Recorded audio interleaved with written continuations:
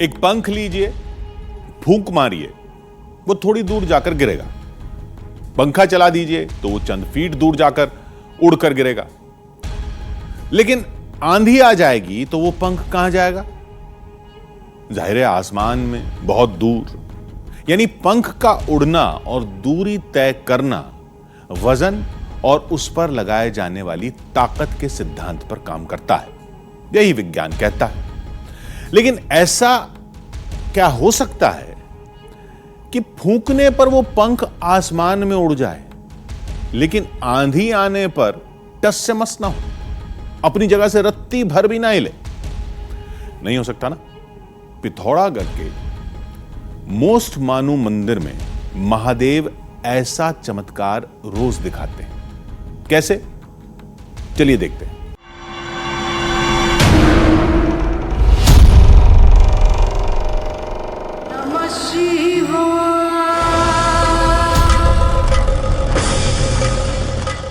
जहां शिव स्वयं विराजमान है।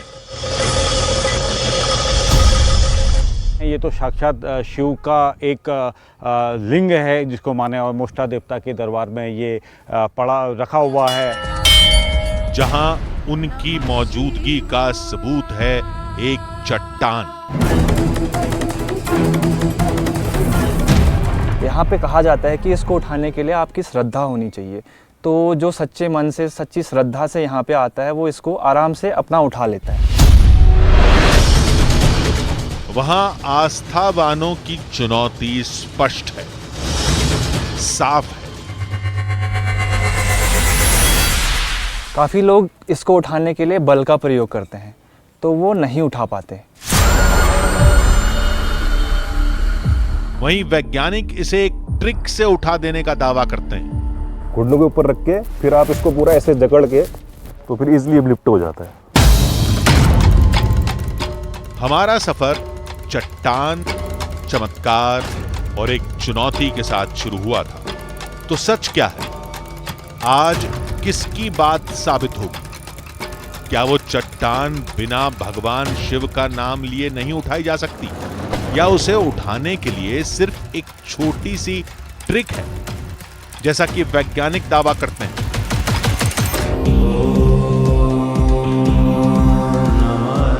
क्या उस चट्टान में सदियों से महादेव की मर्जी छुपी है, या किसी वैज्ञानिक सिद्धांत को चमत्कार मान लिया गया है? यही देखने हम पहुंच गए पिथौरागढ़ के मोस्ट मानू मंदिर। मोष्टा देवता की कहानी से जुड़ी एक रोचक तथ्य यहाँ पर सामने आते हैं, और ये कहा जाता है कि मोष्टा देवता वर्षा के देवता हैं, यानी बारिश के देवता हैं, और इसीलिए यहाँ के लोग बारिश के देवता को प्रसन्न करने के लिए काफ़ी बड़ा मेले का आयोजन करते हैं। और इस मेले के आयोजन के बाद उन्हें खुश रखने के लिए, प्रसन्न रखने के लिए अनाज चढ़ाया जाता है, पूजा की जाती है, ताकि उनकी कृपा यहाँ पर बनी रहे। और उसी मेले के आयोजन में सैकड़ों की तादाद में लोग आकर उस रहस्यमयी पत्थर का इतिहास भी और चमत्कार भी जानना चाहते हैं। सबसे पहले हम मंदिर के गर्भगृह में गए। कहते हैं यहीं महादेव मोस्ट मानू देवता के रूप में वास करते हैं। अब मैं मोष्टा मानू मंदिर के अंदर हूं, और यहाँ पर कई सारी दुर्लभ मूर्तियां यहाँ पर हैं जो कई सालों से यहाँ पर रखी हुई हैं। मोष्टा देवता को वर्षा देवता भी कहा जाता है, लेकिन वहीं ये दावा भी किया जाता है कि मोष्टा देवता के साथ 52 वीर, 64 जोगन और 8 मशान है। इसीलिए उनके आसपास कोई भूत प्रेत नहीं भटकता। साथ ही भगवान पशुपतिनाथ का एक बड़ा स्वरूप मोष्टा देवता को माना जाता है, और इसी वजह से यहाँ पर शक्तिपीठ के रूप में उनकी पूजा की जाती है। और भगवान भोले शंकर से जुड़ी हुई यहाँ पर आप पूरी मूर्तियों की शैली देख सकते हैं।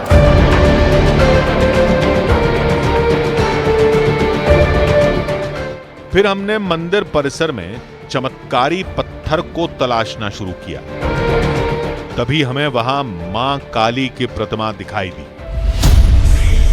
कहते हैं देवता के विराजने से पहले यहां राक्षसों और मां काली के बीच एक भीषण युद्ध हुआ था।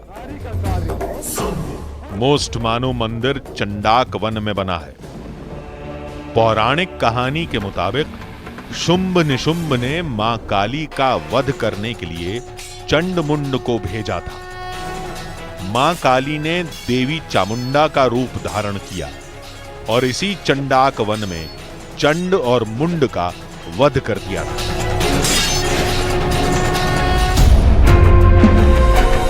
हमने फिर पत्थर को तलाशना शुरू किया। हमें मंदिर के आंगन में रखा एक पत्थर दिखाई दिया। मंदिर के बाहर अलग सी बनावट का दिखने वाला ये ऐसा पत्थर है जिसके बारे में कई सारे रहस्य और चमत्कार यहाँ पर दावे के साथ किए जाते हैं। लोगों का ये कहना है कि इस चमत्कारी पत्थर को कोई अगर उठा ले तो उसकी किस्मत बदल जाती है। पत्थर में कुछ भी खास नहीं था। बेहद सामान्य आकार, रंग और रूप था। हां, हिलाने डुलाने पर यह जरूर समझ आ गया था कि पत्थर काफी भारी है। एक बार मैं कोशिश करता हूं इसको उठाने की, लेकिन पहले मैं पत्थर के बारे में बता दूं। देखिए, ये लंबा जो पत्थर है, तकरीबन अगर मैं बात करूं तो ये 2.5 से 3 फीट की इसकी जो लंबाई है और 2.5 फीट के आसपास इसकी चौड़ाई है। और ये पत्थर कई सालों से यहाँ पर है। लोगों की आस्था इससे जुड़ी हुई है और इसी आस्था में आज हम ये जानने की कोशिश करेंगे कि इस पत्थर में या फिर इस पत्थर को उठाने से कितनी शक्ति खर्च होती है और कितना इससे बल मिलता है। हमने पत्थर के चमत्कार के बारे में पूछा तो एक शख्स हमारे सवाल करने पर ही नाराज हो गया। अरे क्या बात कर रहे हैं, पत्थर क्या है, वो तो स्वयं शिवलिंग है, स्वयं भू है वो तो। ये तो भगवान भोलेनाथ का एक अंश है, एक रूप है। हमने यह चमत्कार देखा है। आप लोग तो आज आए हैं, हमने तो यहाँ चमत्कार देखा है। यहाँ हम जब अपने यंग एज में होते, हम 20 साल 22 साल के एज में, तो हम यहाँ उठाते थे पत्थर को। चमत्कार है, स्वयं भोलेनाथ हैं ये तो। उसने कहा कि यहाँ एक नहीं, रोज सैकड़ों चमत्कार देखने को मिलते हैं। और मोस्टामानू को यहाँ बारिश का देवता भी माना जाता है और भगवान इंद्र से संबंध माना जाता है इसको। और अभी हाल ही में कुछ समय पहले जब यहाँ बारिश नहीं हुई थी तो एक दिन हवन यज्ञ हुआ था। तो उस दिन हवन यज्ञ समाप्त होने के कुछ देर बाद ही बारिश यहाँ शुरू हो गई थी। चमत्कार ये करते हैं, बारिश करवा देते हैं। ये हम इनको पूछते हैं, हम इनको इनके प्रति आस्था जाता है, बारिश हो जाती है। काफ़ी क्षेत्रों में बारिश नहीं तो बारिश हो जाती है। अच्छा, लोगों के शुभ काम हो जाते हैं। कभी यहाँ मन्नतें मांगे तो यहाँ भोलेनाथ के दरबार में वो मन्नतें पूरी होती हैं। पूजा करने पर बारिश हुई या नहीं हुई, अब ये परख पाना तो नामुमकिन है। कहने वाले ऐसी घटनाओं को इत्तेफाक भी कहेंगे। तो लोगों ने कहा कि चलिए बारिश न सही, पत्थर ही आपको धाम में महादेव की मौजूदगी और सत्ता का एहसास करा देगा। आप खुद देख लीजिए। मोस्टामानू का यहाँ पे मेला लगता है, बहुत ही प्रसिद्ध मेला है। उस टाइम पे आप देखेंगे यहाँ पे काफ़ी लोग आते हैं, तो सब लोग अपना अपना भाग्य यहाँ पे आजमाते हैं। काफ़ी लोग इसको उठाने के लिए बल का प्रयोग करते हैं, तो वो नहीं उठा पाते। यहाँ पे कहा जाता है कि इसको उठाने के लिए आपकी श्रद्धा होनी चाहिए। तो जो सच्चे मन से, सच्ची श्रद्धा से यहाँ पे आता है, वो इसको आराम से अपना उठा लेता है। उसके बाद लोगों ने पत्थर को उठाने की कोशिश शुरू की।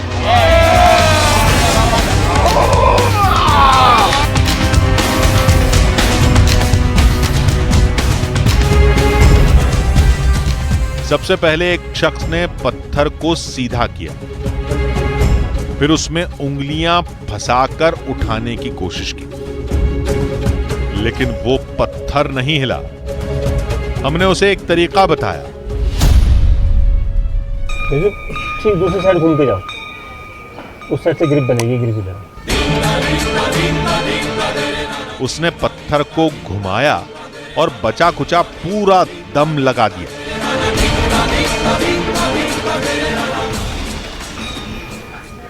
नहीं उठता कि नहीं उठता। हमारे पीछे घंटियां शिव की धुन में गूंज रही थी। आगे कुछ दमदार पत्थर से जोर आजमाइश कर रहे थे। कभी इधर गिराते, कभी उधर गिराते, दिशा बदलते,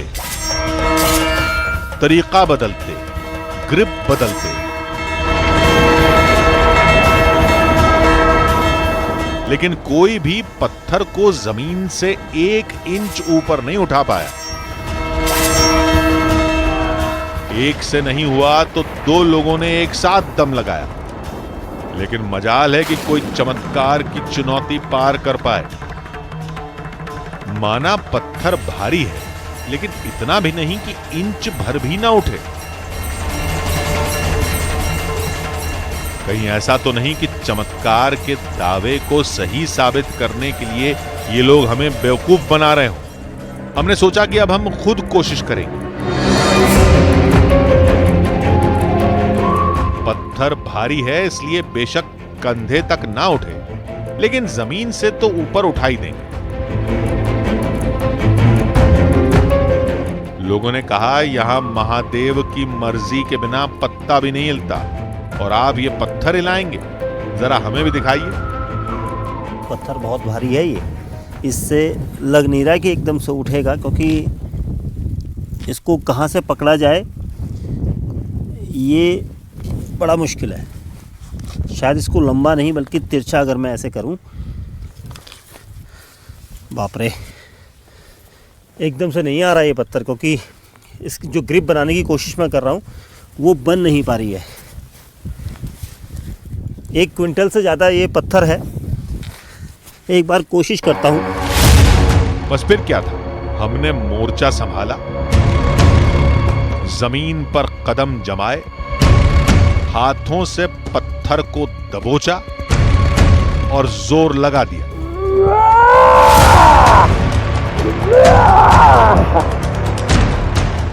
ना, बहुत मुश्किल है। आधी हकीकत आधा फसाना की टीम ने कई बार कोशिश की, अलग अलग ट्रिक अपनाई। ग्रिप बना, खाली लगा जोर, बैठ के लगा, बैठ, घुटने के तल बैठ। कभी पत्थर की दिशा बदलते, कभी खुद का तरीका। हमने पत्थर को ऊपर नीचे, दाएं बाएं तो कर लिया, लेकिन जमीन से इंच भर भी नहीं उठा पाए। ठीक वैसा जैसे लोगों ने दावा किया था। हमारा तरीका तो फेल हो गया। मैंने कई बार कोशिश की कि इसको उठा सकूं, लेकिन जितनी भी पेंच मैंने लगाए वो कहीं से भी फिट नहीं हुए, क्योंकि कोशिश कर रहा था इस तरफ से नीचे की तरफ से उठाऊं, उसके बाद लंबाई में इसको रखा, उसके बाद उठाने की कोशिश की। अब थक गया हूं, वजन भी ज़्यादा है इस पत्थर का। एक प्रोफेसर ने इस गुत्थी को विज्ञान के सिद्धांत से सुलझाने का दावा किया था। हमने उन्हें फोन किया। थोड़ी देर के इंतजार के बाद प्रोफेसर दीपक आ गए। सर, यही वो पत्थर है जिसके लिए हमने आपको बुलाया है। जी जी, तो एक बार आप देखिए, क्योंकि आप लोगों को तो यहाँ पर ठीक ठीक ठीक ठीक पत्थर की ठीक है ठीक है ठीक है ठीक ठीक। हमारा पहला सवाल था पत्थर के बारे में। ये पत्थर जो है आपका लाए होंगे इसको नदी के किनारे से, कैचमेंट एरिया से लाए होंगे इसको, क्योंकि ये राउंडेड शेप है इसका। 2 वर्ड होते हैं, राउंडनेस एंड स्पेरिसिटी। रिवर क्या करती है जब इरोजन करती है, इरोजन वर्ड है मतलब कि वो अपने रास्ते से कोई भी जो सामने रॉक्स आती है उनको तोड़ती है, तोड़ के उसको फिर अपने साथ ले जाती है। क्योंकि नदी में पावर है, वाटर हाइड्रोलिक एनर्जी उसके अंदर, तो उसको जब पत्थर नदी में इरोड करता है, ट्रांसपोर्ट करता है, तो ये इसके जो एजेस होते हैं, पहले ये इरेगुलर शेप का होता है, इसके एजेस टूटते जाते हैं, तो एक राउंड शेप जनरेट होते रहता है। प्रोफेसर ने हमसे कहा कि पत्थर के नहीं उठने का रहस्य विज्ञान के सिद्धांतों में छुपा है।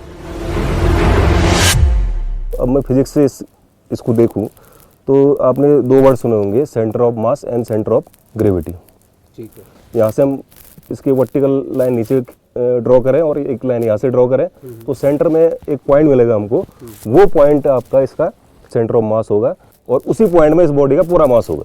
ये क्योंकि उठाना मुश्किल है इसको, अब इजीली एक तो इरेगुलर शेप होगा तो उसको आदमी उठा सकता है, लेकिन ये उठाने में दिक्कत करता है क्योंकि वो इसका कॉन्सेप्ट मैंने बता दिया है, जो मास है वो ज़्यादा है और रॉक में भी डिपेंड कर रहा है, तो रॉक के बारे में भी हमने बता दिया है।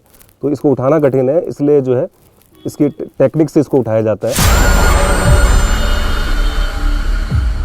हमने प्रोफेसर से उस ट्रिक के बारे में पूछा जिसका वो दावा कर रहे थे। अगर ये स्फेरिकल होता है आइडियल तो एक पॉइंट पर कंसंट्रेटेड होता है, तो इसको अगर उठाने के लिए आप इसको उठाने में अगर ऐसे उठाएंगे बहुत दिक्कत होगी, क्योंकि मास नीचे की ओर जो वेट है वो नीचे है, ग्रेविटी भी नीचे काम कर रही है, तो उठाना कठिन होगा। तो इजीली उठाने के लिए आपको इसको पहले वर्टिकल करना पड़ेगा। वर्टिकल करके फिर आप देखेंगे कि आपकी ग्रिप कौन सी एरिया से अच्छी बन रही है और इसको टाइटली अपने हाथों से बिल्कुल हक करते हुए ऊपर को उठा सकते हैं। हमने प्रोफेसर की बताई ट्रिक पर पत्थर उठाने की कोशिश की। चलो एक बार और कोशिश कर लेता हूँ, क्योंकि मुझसे अभी तक तो नहीं उठा, लेकिन अब मैं देखता हूँ कि क्या तीसरे प्रयास में ये मुझसे उठ पाएगा या नहीं।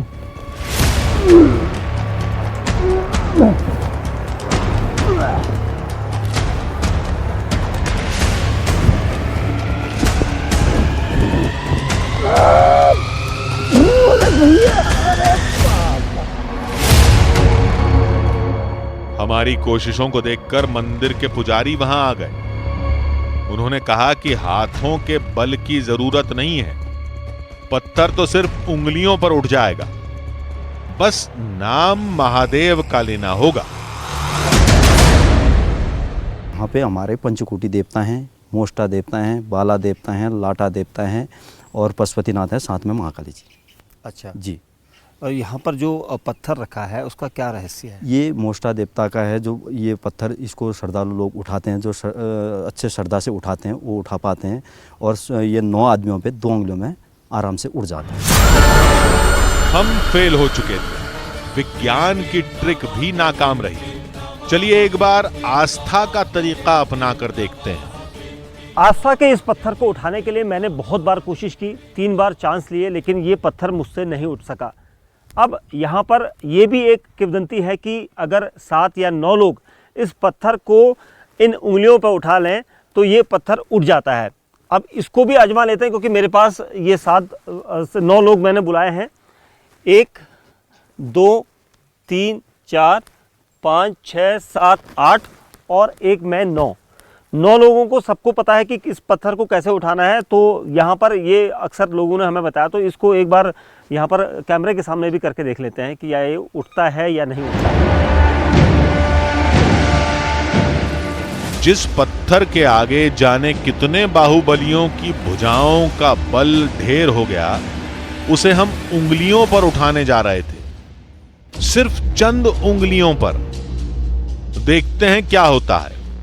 हमने भोले के नाम का जयकारा लगाया और पूरा जोर लगा दिया।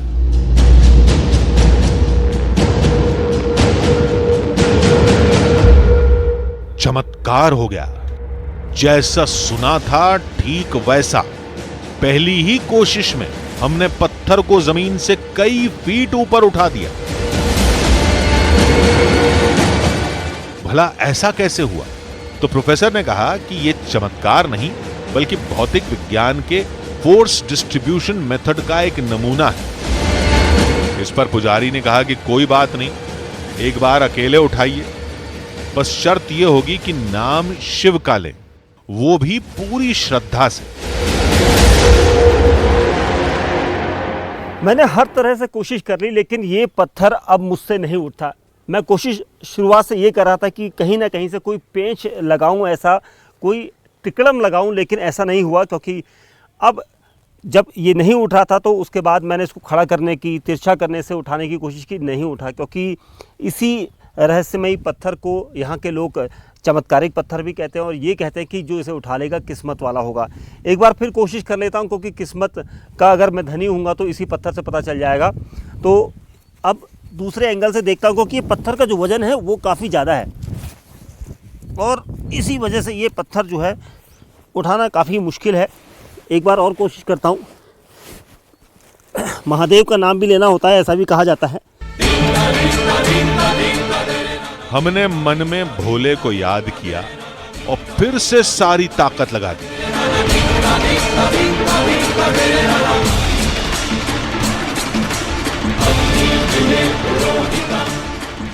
5 इंच में उठा सका हूँ इसे। 5 इंच से ज़्यादा ये नहीं उठ पा रहा है क्योंकि इसका वजन ज़्यादा है। जो पत्थर एक बार हिला तक नहीं, वो महादेव को याद करते ही उठ गया। बेशक थोड़ा सा ही सही, लेकिन जमीन से ऊपर उठा। लोग कहते हैं कि जब महादेव की मर्जी होगी तभी पत्थर उठेगा। अब ये कैसे हुआ? ये चमत्कार था या इत्तेफाक, ये हमें समझ नहीं आया। इस रहस्य को लेकर हम आज भी दुविधा में हैं।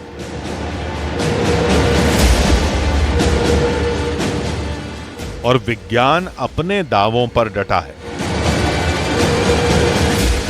उधर भक्त, उनके कानों को न तो सवाल सुनाई देते हैं न जवाब। उनकी दुनिया में तो सिर्फ एक गूंज है, वो शब्द जिसमें ब्रह्मांड का सारा सार निहित है, ओम।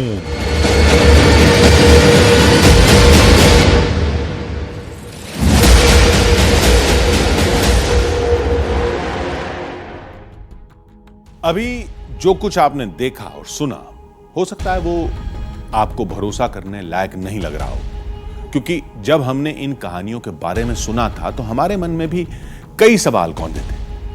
हम यकीन नहीं कर पा रहे थे कि देवी से जुड़े चमत्कार की इन कहानियों में क्या वाकई दम है, या फिर महज सुनी सुनाई बातों के सहारे ही इन कहानियों पर लोगों का भरोसा कायम है। ऐसे सवाल जब जब हमारे सामने आए, तब तब हमने उनकी तह तक जाने की कोशिश की। यही वजह थी कि इस बार आधी हकीकत आधा फसाना की टीम पिथौरागढ़ के ही गंगोली हाट इलाके के लिए निकल पड़ी, क्योंकि यही वो मंदिर मौजूद है जहां रात के अंधेरे में साक्षात मां काली के आने का दावा किया जाता है। कहा जाता है कि रात के 12 बजे के बाद का वक्त देवी का होता है। उस दौरान उन्हें किसी भी तरह का विघ्न मंजूर नहीं है।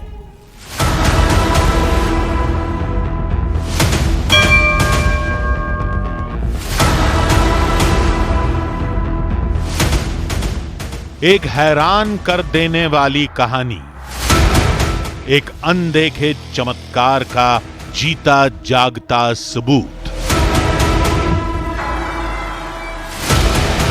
पहाड़ पर देवी की मायावी शक्ति के कई साल पुराने प्रमाण।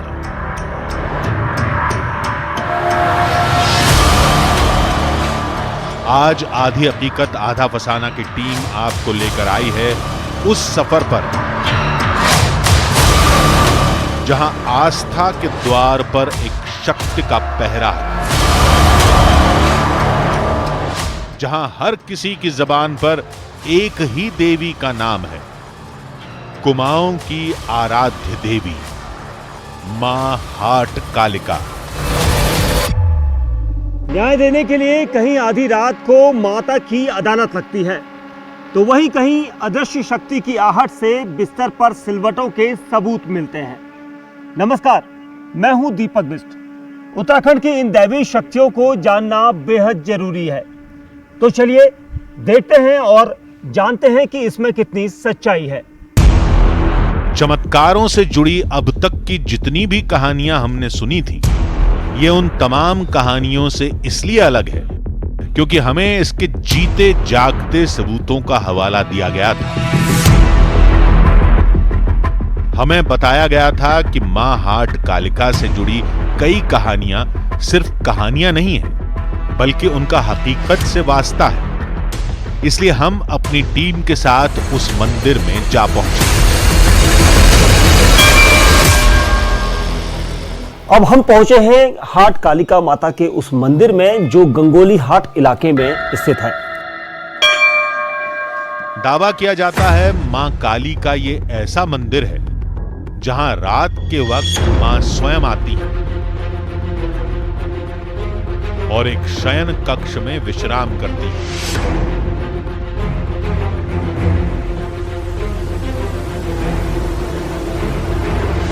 ये बिल्कुल 100% सच है, क्योंकि जब रात को कोई आदमी सोता है तो सुबह सलवटें दिखती हैं।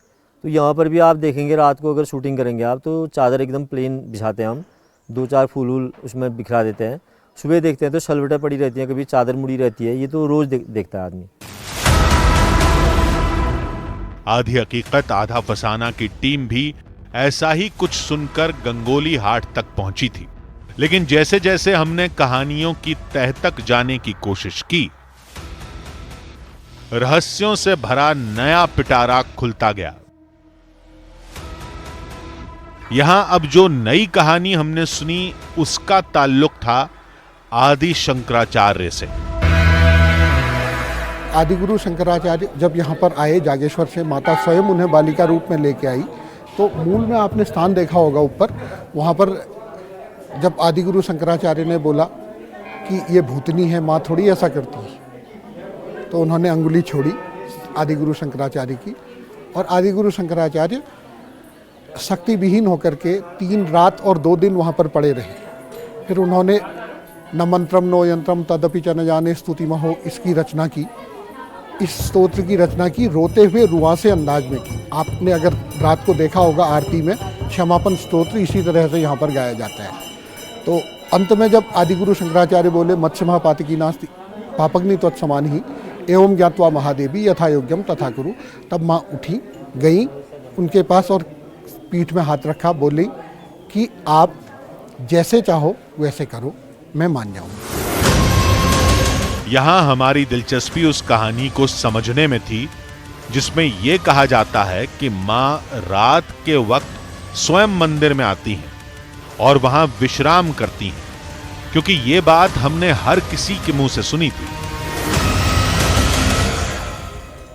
महाकाली को जो है, इस चमत्कार को सारा दुनिया जानता है। यहाँ से बम्बई, कलकत्ता, मद्रास, दुनिया भर के यहाँ पर्यटक आते रहते हैं। ये जून जुलाई के महीने। आपने देखा है माँ का चमत्कार? माँ का चमत्कार कई बार देखा हमने। तो क्या देखा? ऐसा देखा कि जब जब यहाँ पर जो भी यहाँ अपने मन्नत मांगने आता है, माँ उनको हमेशा अपने सारी मनोकामनाओं को पूर्ण करती है। सिलवटों का क्या राज है? सिलबट्टों का यहाँ रात तो कुछ नहीं है। सिलबट्टों का जो माँ भगवती मेन चीज़ है, महाकाली का रोल है यहाँ पर। क्या रोल है माँ भगवती का जो रात में बिस्तर में सिलवटें पड़ती है, फूल बिखर जाते हैं? वो फूल बिखर जाते हैं, मैया जो है अपने स्वयं सोने आती इधर। लेकिन इसी बीच भीम सिंह पंडा ने हमें एक और कहानी सुनाई, देवी के अनोखे रूप से जुड़ी एक चमत्कारी कहानी। एक बार हमारे दादाजी जो थे, ताऊ जी को जो है बुढ़िया के रूप में मिली थी। सुबह 3 बजे 3:30 बजे उन्होंने कपाट खोला तो उन्होंने बोला, ये बुढ़िया चल भाग जा। मैया से अगर वो दर्शन मांगते तो उसको चमत्कार मिलता उनको। तो वहाँ तो कोई सोता नहीं, ऐसे ताले लगते हैं, 7 ताले लगते थे पहले भी, अभी भी लगते हैं। तो उस टाइम उन्होंने मैया को बुढ़िया के रूप में दर्शन दिए। हमारे ताऊ जी बड़े भक्त आदमी थे वो। ऐसे ही एक चमत्कार की कहानी हमें मंदिर समिति के अध्यक्ष ने भी बताई। एक आदमी आया तो उसने अंदर जो शक्ति पूजा होती है वहाँ पर चावल चढ़ाते हैं। तो उनने पूछा पंडित जी से कि ये चावल क्यों चढ़ाते हैं यहाँ पर? तो उन्होंने कहा जब चावल चढ़ाते हैं तो उसके घर में समृद्धि होती है और अच्छा होता है घर में। तो उन्होंने थोड़ा अहंकार टाइप का आ गया, उन्होंने कहा 1-2 बोरा लाओ चावल का, इसको भर देते हैं पूरा शक्ति को। उसमें लगभग 30-40 किलो में भर जाती होगी वैसे नॉर्मल। लेकिन उनने जब 1 कुंटल डाल के भी कुछ नहीं हुआ उसमें, फिर 1 कुंटल और डाला तो जो आपने शक्ति का देखा होगा पहली लाइन है जो वहीं तक भरा था, उससे ऊपर आ ही नहीं रहा था वो। तो फिर यहाँ के बुजुर्ग थे, उन्होंने कहा कि तूने गलत कर दिया है, अहंकार नहीं चलता यहाँ पर, तो आप लोग तुरंत माफ़ी मांगो नहीं तो बहुत गलत हो जाएगा। तो उनने फिर क्षमा प्रार्थना, फिर डर भी गया था क्योंकि उतना चावल डाल दिया था उनने उसमें शक्ति में। तो उन्होंने माँ से प्रार्थना की, गलती हो गई, क्षमा करो ऐसे करके। तो छल करके वो हुआ, सारे चावल बिखर गए, पूरे अंदर भर गए चावल जो नीचे थे सारे, जो एक लाइन भी नहीं भर रही थी, पूरा अंदर चावल ही चावल हो गया।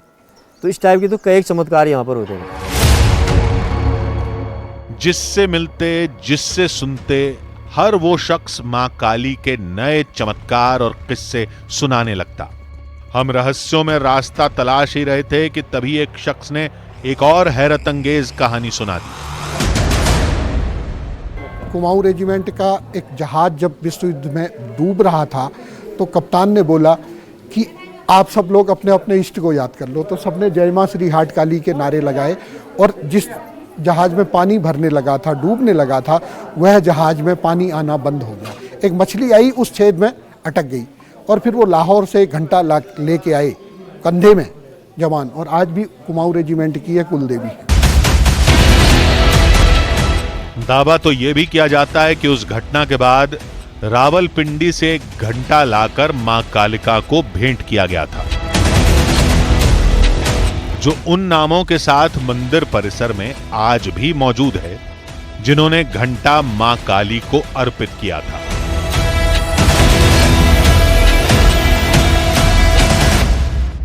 हाट कालिका माता का इतिहास कुमाऊं रेजिमेंट से भी जुड़ा हुआ है। दरअसल द्वितीय विश्व युद्ध में जब भारतीय सेना विश्व युद्ध में लड़ रही थी तो उसी दौरान उनका जहाज समुद्र में डूब रहा था।